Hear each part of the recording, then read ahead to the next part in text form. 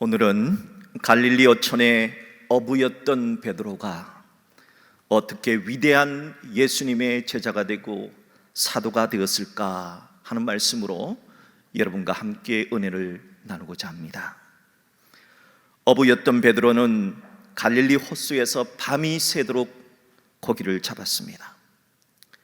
하지만 이날도 고기 한 마리 잡지를 못했습니다. 흙탕을 친 겁니다. 그래서 동이 트는 새벽녘에 배를 호숫가에 댄 후에 흑탈감과 몰려드는 피로감으로 빈 거물을 싣고 있었습니다. 그때 예수님의 말씀을 들으려고 그 새벽 시간에 많은 무리들이 호숫가로 몰려들었습니다.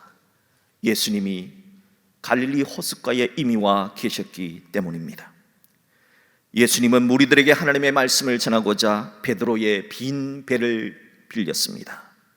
이것이 베드로와 예수님과의 첫 만남이었습니다.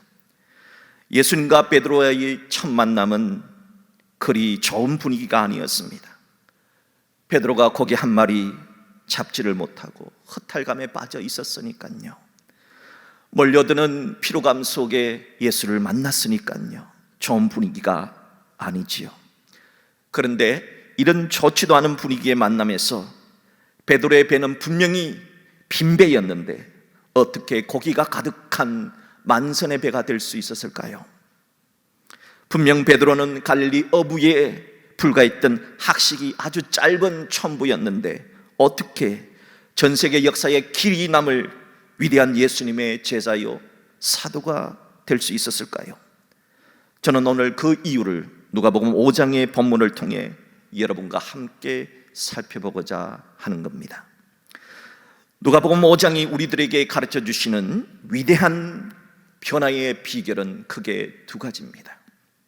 첫째는 주의 말씀 의지하여 힘을 내고 용기를 내고 행동했기 때문이라 하는 겁니다. 베드로가 빈 거물을 싣고 있을 때 그곳에 예수님이 이미 와 계셨습니다. 그리고 무리들은 새벽 시간 새벽 기도에 예수님의 말씀을 듣기 위해서 그 갈릴리 호숫가로 몰려들었습니다. 예수님께서는 베드로의 빈 배 위에 올라 새벽 설교를 하셨습니다. 그 조용한 갈릴리 호수의 새벽 시간에 울려 퍼진 예수님의 말씀은 무리들도 들었을 뿐만이 아니라 그물을 싣고 있는 베드로의 귀에도 들려 퍼졌던 겁니다. 그렇게 말씀을 가르치신 후에 예수님은 베드로에게 깊은 데로 가서 그물을 내려 고기를 잡으라 말씀하셨습니다. 베드로는 그물을 싣고 이제 집으로 퇴근하려고 퇴근 준비를 한 겁니다. 그러나 깊은 곳에 가서 그물을 내리라 말씀하신 분이 예수님이었기에 베드로는 선생님, 우리가 밤새도록 애를 썼으나 아무것도 잡지 못했습니다. 그러나 선생님의 말씀을 따라 그물을 내리겠습니다 하고 순종을 했던 겁니다.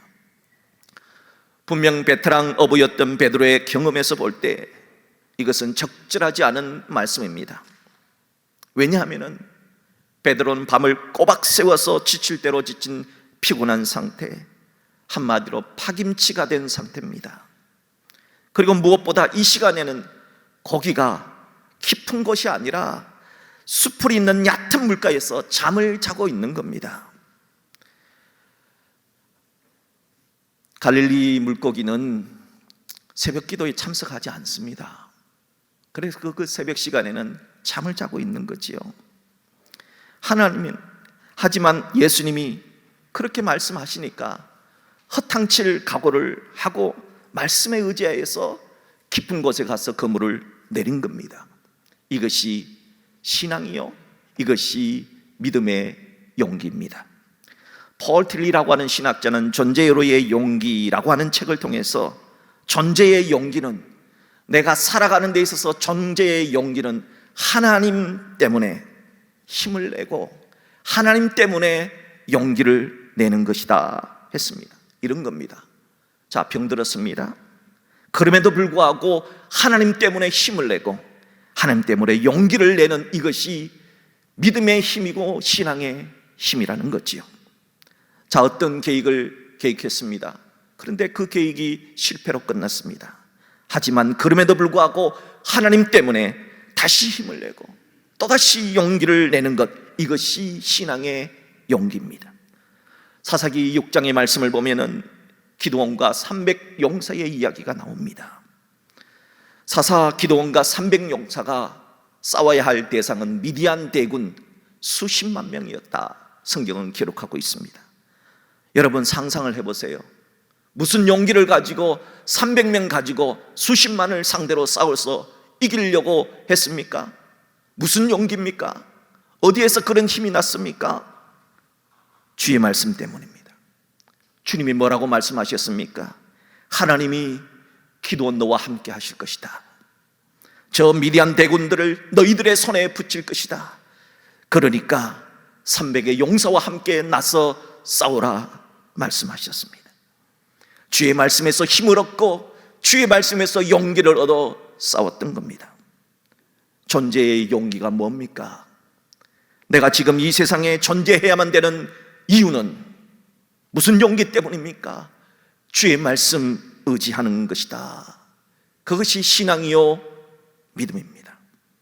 사람들은 내가 알고 있는 상식으로, 내가 경험했던 경험에 의해서 다른 사람을 판단합니다.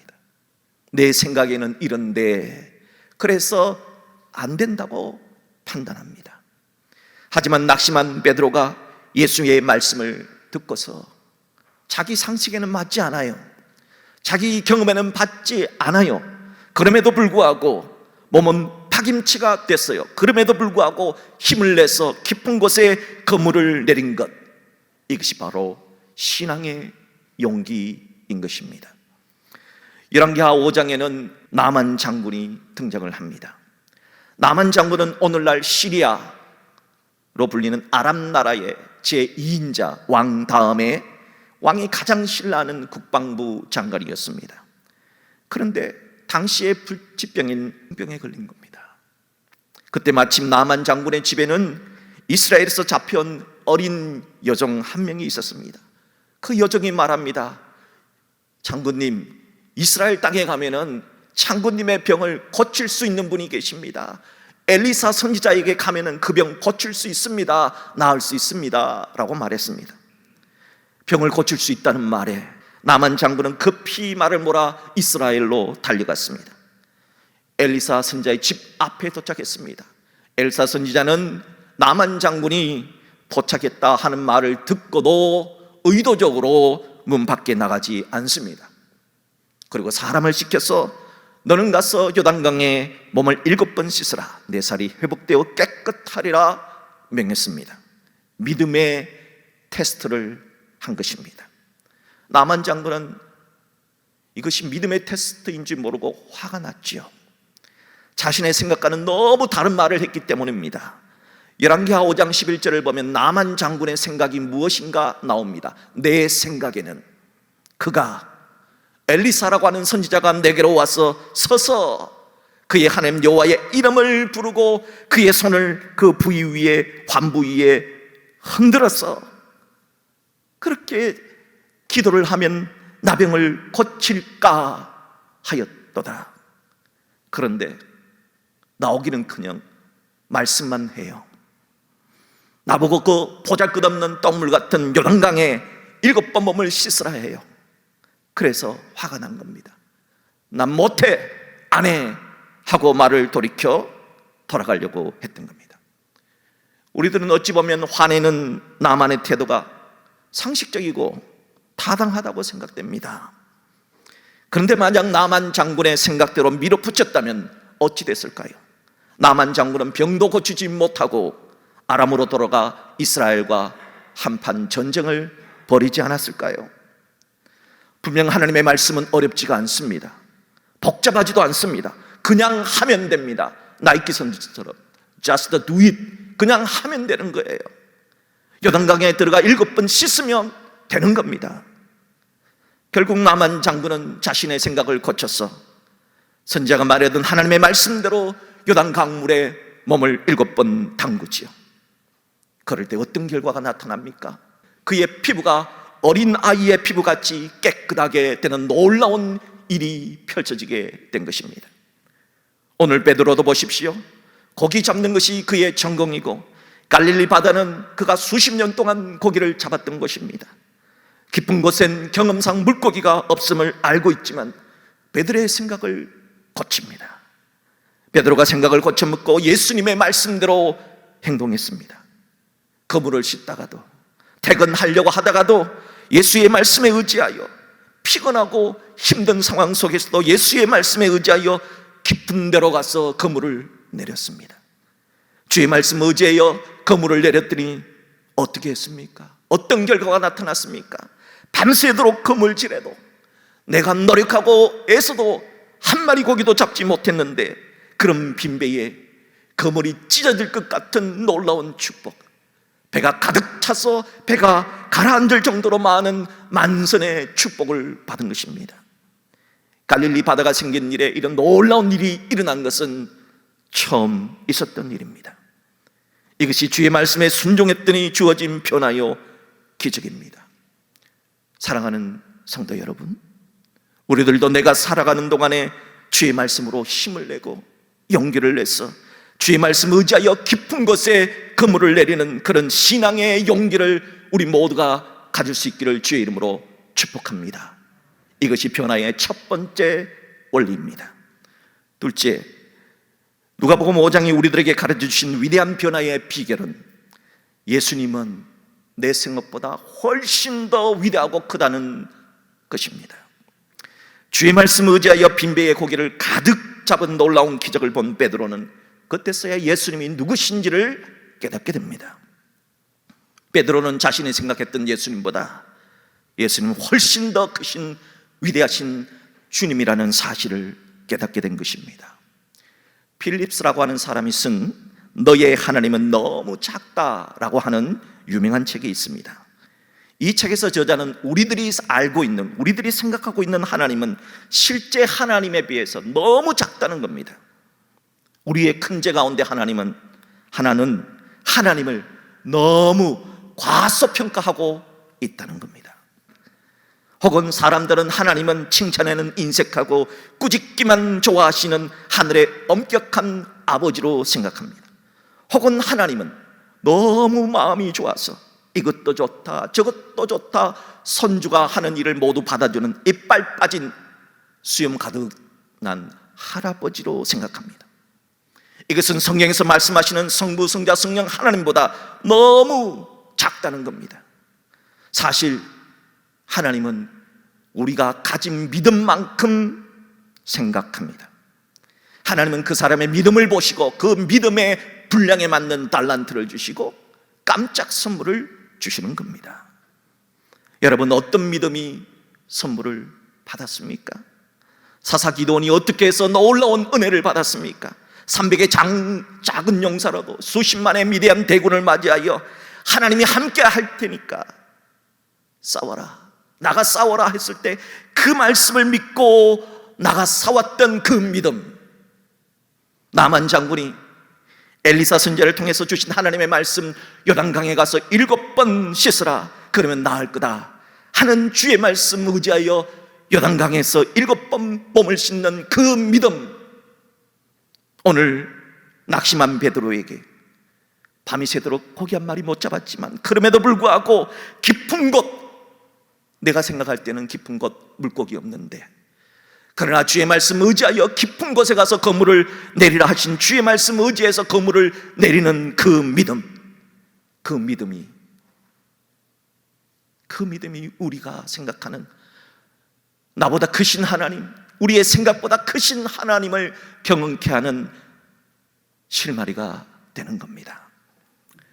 베드로는 기적을 체험하기 전에는 예수님을 선생님이라고 불렀습니다. 5절을 보세요. 선생님 하고 부르지 않습니까?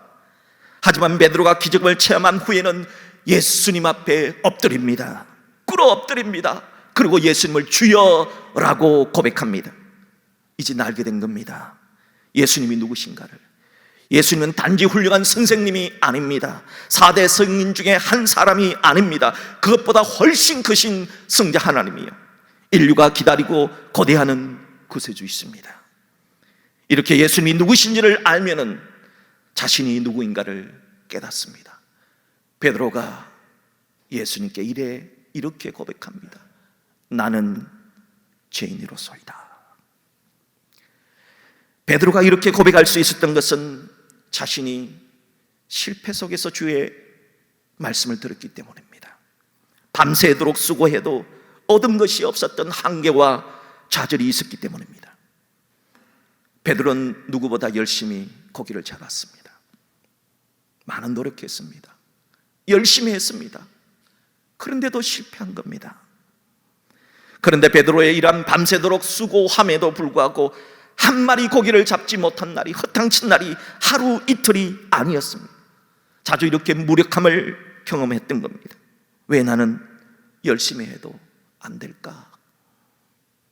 왜 나는 하는 일이 잘 되지 않을까? 바로 그런 좌절의 마음으로 가득 찼을 때 예수님을 만난 겁니다. 그리고 예수의 말씀을 듣게 된 겁니다. 그리고 예수님의 말씀에 힘을 내고 용기를 갖고 순종했더니 내가 상상하는 그 이상으로 놀라운 축복을 가져다 준 것입니다. 예수님은 내 생각보다 훨씬 크다는 사실을 알게 된 것이죠. 이것이 베드로가 예수님을 따르게 된 결정적 동기요, 위대한 제자가 되고 사도가 된 비결입니다. 예수님은 우리의 생각보다 훨씬 큽니다. 주의 말씀이 기록된 성경 역시 우리의 생각보다 훨씬 더 크고 위대합니다. 이스라엘 나라는 2000년대 이전까지 석유가 한 방울도 나지 않은 우리나라와 비슷한 나라였습니다. 그러나 주변국 보세요. 사우디아라비아, 시리아, 이란, 이라크, 엄청난 산유국들에 의해서 둘러싸여져 있는 나라지 않습니까? 그런데 기름이 안 나요. 이것도 기적이죠. 이로 인한 고통이 말할 나위 없었습니다. 이스라엘을 미워하는 주변의 아랍 산유국들, 종교가 다르다 보니까 유대교와 무슬림들이 있는 이슬람교, 그러니까 이스라엘에게 석유를 주면서 가스를 공급해 주면서 지금 러시아가 유럽한테 협박을 하듯이 얼마나 많은 협박을 했겠습니까? 오죽하면 이스라엘의 국무총리였던 골다 메이어 총리는, 모세는 우리를 40년 동안 광야에서 돌아다니게 해놓고는 중동에서도 다른 나라 다 나는데 석유가 나지 않는 동네로 우리를 이끌었다 하면서 농담 삼아 푸념을 했을 정도였습니다. 그런 이스라엘이 2000년대 초반에 엄청난 규모의 석유와 가스전이 발견됐습니다. 2010년에는 사우디아라비아 다음 가는 수준의 매장량을 가진 세계 최대의 해저 가스전을 발견했습니다. 그래서 현재 이스라엘은 이집트로, 요르단으로 도리어 가스를 수출하는 나라가 되었습니다. 이렇게 기름 한 방울 안 나던 이스라엘에서 석유를 발견한 사람은 지보트 올람이라는 회사의 CEO인 토비아 루스킨입니다. 그는 러시아에서 태어난 유대인인데 러시아 유전회사에서 10년 동안 근무를 하다 1984년 이스라엘로 이주한 유대인입니다. 루스킨은 이런 생각을 했습니다. 주변의 모든 중동의 산유국들이 다 기름이 나는데 이스라엘도 석유가 분명 있지 않을까? 그런 생각을 했습니다. 그래서 성경을 다시 읽기 시작했습니다.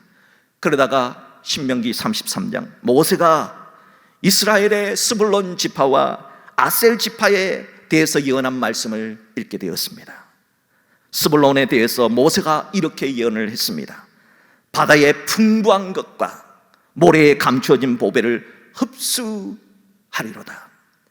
러스키는 바다의 풍부한 것이 천연가스라고 생각했고 모래에 감추진 보배는 세일석유라고 생각을 했습니다. 또한 모세가 아셀에 대해서 예언을 하기를 아셀은 아들들 중에 더 복을 받으며 그의 형제들에게 기쁨이 되며 그의 발이 기름에 오일에 잠기리로다. 오일? 하나님이 우리에게 오일을 주셨네. 이 말씀을 발견하자 무릎을 탁 치면서 바로 여기에 유전이 있을 거야 생각을 했습니다. 스불론 지역과 아셀 지파가 물려받은 지역, 이스라엘 북쪽 해안 지역에 석유가 있을 것이라 확신이 들었습니다. 그때로부터 무려 18년간 그는 노안 장비를 들고 아셀 지파의 땅과 바다를 시추하기 시작했습니다. 그리고 드디어 2004년 아셀 지파의 땅 그 파르샤바 지역에서 처음으로 유전을 발견했습니다. 그리고 그 후에도 아셀 지파의 앞바다 지중해에서 거대 가스전인 타마르와 레비아탄의 천연가스와 세일 석유 등을 발견하게 되었습니다. 젖과 꿀이 흐르는 땅이 바다에 묻혀 있었던 것입니다. 성경을 통해 무려 이스라엘이 100년간 사용할 수 있는 거대한 유전을 찾게 된 것입니다. 사랑하는 성도 여러분, 지금도 성경에는 석유보다 가스보다 더 엄청나고 놀라운 보배들이 묻혀 있습니다. 하나님은 우리의 생각보다 훨씬 크십니다. 예수님은 우리의 생각보다 훨씬 크십니다. 하나님의 말씀이 기록된 주의 말씀 역시 우리의 생각보다 훨씬 더 큽니다. 누가 이런 복을 받게 될까요? 주의 말씀 의지하여 깊은 곳에 그물을 내리는 자들, 주의 말씀 의지하여 성경의 크신 하나님의 말씀을 믿고 순종하는 사람들에게 이런 놀라운 축복을 차지할 수 있는 은혜를 내려주시는 것입니다. 오늘 누가복음 5장이 전해주는 갈릴리 여촌의 베드로가 어떻게 위대한 예수님의 제자가 되었는가를 묵상하십시오. 여러분들도 예수님의 말씀을 듣고 힘을 내십시오. 예수님 말씀 듣고 여러분들도 용기를 가지십시오. 주의 말씀은 내가 이 세상에 살아야 하는 이유, 그 이유에 대해서 힘을 주고 용기를 주는 존재의 용기가 될 수 있기 때문입니다. 그리고 베드로가 주의 말씀 의지해서 용기를 내서 깊은 곳에 그물을 내렸듯이 우리들도 주의 말씀 의지하여서 순종하는 삶을 살아 놀라운 기적을 체험하고 놀라운 축복을 우리들이 바꿔 누리고 또 우리 이웃에게 나누어 줄 수 있는 축복의 통로가 될 수 있기를 주의 이름으로 축복합니다. 저는 오늘 결단의 찬양으로 전능하신 나의 주 하나님이라는 찬양을 선택했습니다. 이 찬양의 원곡은 남미 브라질의 찬양 사역자 이 알다 셀리아의 곡으로 그녀의 남편이 병원에 입원했을 때 남편을 위해서 지은 찬양입니다. 여보, 우리 주님은 어떤 일이든 못하는 것이 없어요. 여보, 주님은 전능하신 하나님이에요. 하나님의 말씀을 믿고 힘을 내세요. 용기를 가지세요. 주의 말씀 의지해서 이 병을 극복할 수 있을 거예요 하는 소원을 담아 작곡한 곡이 바로 이 찬양입니다. 그런 배경에서 이 찬양 가사를 한번 보실까요? 전능하신 나의 주 하나님은 능치 못하실 일 전혀 없네. 우리의 모든 간구도, 우리의 모든 생각도, 우리의 모든 꿈과 모든 소망도 신실하신 나의 주 하나님은 우리의 모든 괴로움 바꿀 수 있네. 불가능한 일 행하시고 죽은 자를 일으키시니 그를 이길 자 아무도 없네. 주의 말씀 의지하여 깊은 곳에 금을 던져 오늘 그가 놀라운 일을 이루시는 것 보라. 주의 말씀 의지하여 믿음으로 금을 던져 믿는 자에게 능치 못함 없네. 아멘이 저절로 나오지 않습니까? 바라기는 이 찬양의 가사처럼 우리의 생각보다 크신 성부, 성자, 성령 하나님, 못하실 것이 없는 전능하신 하나님을 믿고 힘을 내시고 용기를 내셔서 내 생각이 아니라 주의 말씀대로 깊은 곳에 그물을 내려 우리의 인생의 빈배가 거기로 가득 찬 만선의 배가 되어 축복을 나눌 수 있는 축복의 통로가 될 수 있는 여러분 되시기를 주의 이름으로 축복합니다.